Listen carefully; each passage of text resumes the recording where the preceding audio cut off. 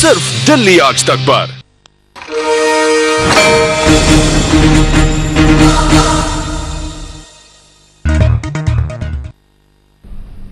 हम बात कर रहे हैं एक ऐसे खेल की जिसमें बहुत सारी ऐसी तरकीबें हैं जिससे आप अपने दिमाग का इलाज कर सकते हैं, अपने दिमाग की शक्ति को कई गुना बढ़ा सकते हैं।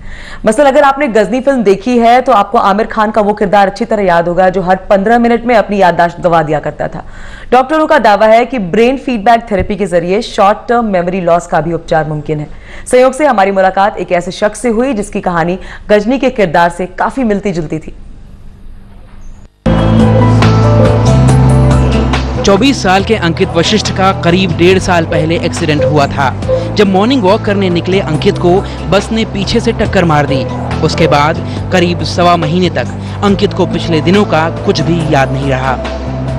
एक्चुअली मेरे साथ ये हुआ था लास्ट ईयर 15 फरवरी। मैं अपने दोस्तों के साथ दो दोस्तों के साथ मॉर्निंग वॉक पे था गाजियाबाद में। तो पीछे से मेन रोड भी नहीं थी कोई, पीछे से बस ने हिट किया था मुझे। मैं वहाँ गिर गया था। फिर वहाँ से मुझे दो दोस्तों ने यशोदा पास के हॉस्पिटल में एडमिट कराया। वहाँ से मैं शिफ्ट हुआ था फिर दूसरे हॉस्पिटल में, वहाँ से सर मेरा ट्रीटमेंट कर रहे हैं। एक्चुअली मुझे 15 से लेके 19 मार्च तक कुछ याद नहीं है। इतने बीच में ब्लैकआउट है, मुझे इसका कुछ पता नहीं। मैं दोस्त के घर पे सो रहा था, उसके बाद अपने घर पे उठा था। यहाँ से मुझे मालूम है। वो लोगों से मिलते हैं, बात करते हैं, खाते पीते हैं और सब कुछ भूल भी जाते हैं। अंकित की कहानी करीब करीब गजनी फिल्म के किरदार संजय सिंघानिया यानी आमिर खान से मिलती जुलती है। सुबह जब मैं जागता हूँ तब मैं सोचता हूँ ये कौन सी जगह है, मैं कहाँ हूँ? फिल्म में आमिर हर 15 मिनट में अपनी याददाश्त खो देते थे और लोगों को याद रखने के लिए वो कैमरे से फोटो खींचकर अपने पास रख लेते थे। मैं चेहरे देखता हूँ लेकिन उन्हें पहचान नहीं पाता। हर जगह नहीं लगती है मुझे। ये कुछ मिनट के लिए ही सारी बातें याद रख सकता है, उसके बाद सब भूल जाता है। अंकित का हाल इतना बुरा तो नहीं, लेकिन शॉर्ट टर्म मेमोरी लॉस ने उन्हें अपना भी शिकार बना रखा है।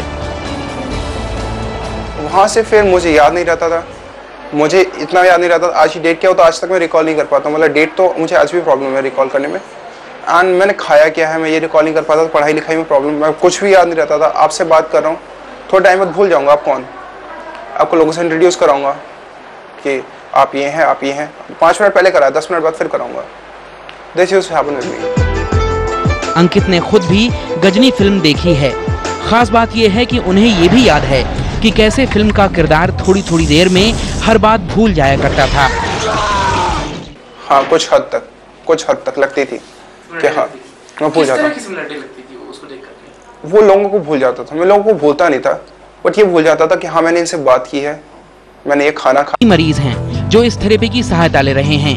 खास बात यह है कि इस थेरेपी में इन लोगों को नहीं के बराबर दवाइयां लेनी पड़ती हैं, यानी सारी कवायद ध्यान से गेम खेलने तक ही सीमित है।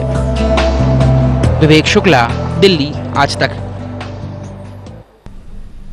डॉक्टर जी, हमने इस रिपोर्ट में देखा किस तरह से जो शॉर्ट टर्म मेमोरी लॉस है उसको आप क्योर करते हैं। इसके अलावा और कौन कौन सी बड़ी बीमारियां हैं जिनको आप इससे क्योर करते हैं? देखिए, सबसे जो इम्पोर्टेंट आजकल है ADHD, इसको attention deficit hyper activity disorder कहते हैं। बच्चों का आजकल ध्यान नहीं लगता, इंटेलिजेंट बहुत होते हैं लेकिन एक सेकंड्स तक ध्यान भटक जाता है। तो यहाँ पर उनको जब ये गेम से हम थेरेपी देते हैं तो फिजिकली और मेंटली इनको काम होना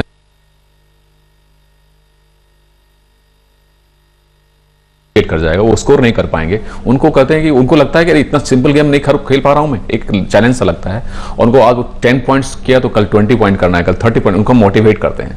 और उनको पॉइंट्स लाने के लिए उनको मेंटली और फिजिकली रिलैक्स होना ही पड़ेगा। अगर नहीं होगा तो उनको स्कोर ही नहीं आएगा। तो ये धीरे धीरे फिर उनकी हैबिट बनते जाती है और फिर इस हैबिट से वो इंजॉय करते हैं। और इस हैबिट का जब एस्टैब्लिश पैटर्न दिमाग में बैठ जाता है तब देखते हैं कि मेरी प्रोडक्टिविटी बढ़ रही है, मुझे अच्छा रिजल्ट मिल रहा है। तो ये जो पॉजिटिव फीडबैक मिलता है उसको बोलते हैं ऑपरेंट कंडीशनिंग। जो आपका थॉट प्रोसेस है, जब उसे आपको पॉजिटिव बेनिफिट मिले तो वो थॉट प्रोसेस आपके दिमाग में हमेशा के लिए एस्टैब्लिश्ड हो जाता है, फिर वो भूलता नहीं है।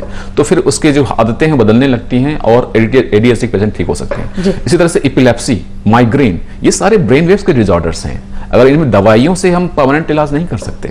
जब ब्रेन वेव्स को हम बिल्कुल बैलेंस कर देते हैं, एक दूसरे का एक प्रोपोर्शन, सिवियरिटी सब बैलेंस कर देते हैं इस गेम के थ्रू, तो बिल्कुल बिना दवाइयों के हम एपिलेप्सी माइग्रेन को सदा के लिए ठीक कर सकते हैं। हाइपरटेंशन, बहुत लोग दवाइयां खा रहे हैं, दवाइयों से बेसिकली रोग का इलाज नहीं होता बल्कि उसका इफेक्ट को हम ओवरशैडो कर देते हैं। लेकिन इस ब्रेन फीडबैक थेरेपी जैसे स्ट्रेस कम होता है तो ब्लड प्रेशर 10 मिनट के अंतराल में बिल्कुल 30-40 डाउन हो जाता है, जिसका ब्लड प्रेशर हाई होता है। और आफ्टर 3-4 मंथ्स ऑफ थेरेपी, मतलब हमेशा के लिए दवाइयों के बिना आप ब्लड प्रेशर जिंदगी भर कंट्रोल रख सकते हैं।